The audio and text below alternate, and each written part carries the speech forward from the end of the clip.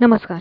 Women's 24 चॅनलमध्ये आपले स्वागत आहे. अतिवृष्टीमुळे कोट्यवधी रुपयांचे नुकसान सोसलेल्या महाराष्ट्रातील शेतकऱ्यांना राज्य सरकारने जाहीर केलेले 31,628 कोटींचे मदत पॅकेज हे फसवे असल्याचा गंभीर आरोप अमरावती लोकसभा खासदार बळवंत वानखडे यांनी केला आहे. अमरावती जिल्ह्यातील अनेक तालुक्यांमध्ये पावसाचे शेतीचे मोठे नुकसान केले आहे. मात्र या पॅकेजमधून अमरावतीसह अनेक तालुके वगळले गेल्याने शेतकरी मोठ्या प्रमाणात नाराज आहे. खासदार वानखडे म्हणाले, सरकारने शेतकऱ्यांच्या संकटावर उपाय करण्याऐवजी त्यांना फसवणुकीचा अनुभव दिला आहे. जाहीर केलेली मदत तुटपुंजी असून ही वास्तविक नुकसानीच्या तुलनेत अत्यल्प आहे. अमरावती जिल्ह्यातील अनेक तालुके मदतीपासून वंचित राहिल्याने स्थानिक सत्ताधारी जनप्रतिनिधींनी शेतकऱ्यांच्या हक्कासाठी आवाज उठवण्यात अपयश झाले आहे. त्यांच्या नाकारतेपणाचे आणि शेतकऱ्यांप्रती उदासीनतेचे हे ज्वलंत उदाहरण आहे, असेही वानखडे म्हणाले. महाराष्ट्र सरकारने 7 ऑक्टोबरला हे पॅकेज जाहीर केले असले तरीही विरोधकांच्या टीकेने राजकीय वातावरण तापले आहे. शेतकऱ्यांच्या हक्कासाठी लढा कायम राहणार असल्याचे खासदार वानखडे यांनी स्पष्ट केले आहे. पुन्हा एकदा सरकारनं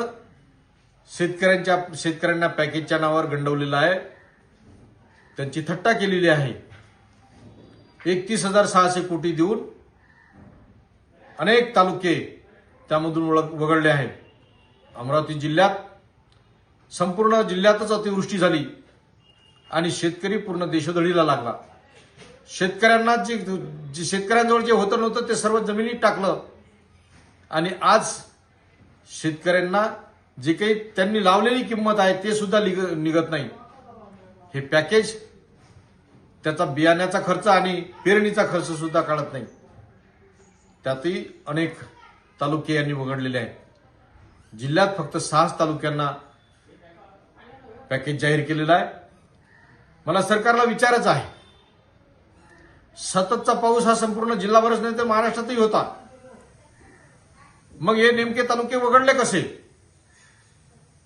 याला जबाबदार कोण आहे? याला जबाबदार जे काही शासन असेल, प्रशासन असेल, त्याबरोबरच आपले जे लोकप्रतिनिधी आहे सत्तेतले, त्यांचा सुद्धा नाकर्तेपणा, त्यांची सुद्धा उदासीनता किंवा त्यांचं सुद्धा वजन या सरकारमध्ये नसल्यामुळे हे काही तालुके वगळले गेले असं मला वाटते.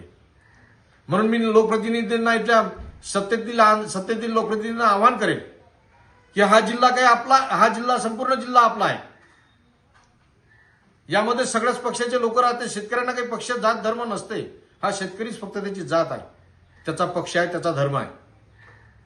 म्हणून आपण सर्वांनी कुठलंही राजकारण आडवं नाही येऊ देता सर्वांनी शेतकऱ्यांच्या पाठीशी उभं राहणं गरजेचं आहे आणि त्याला उभं करणं गरजेचं आहे. बरोबर. अधिक माहितीसाठी बघत रहा वुमेन्स 24 चॅनल.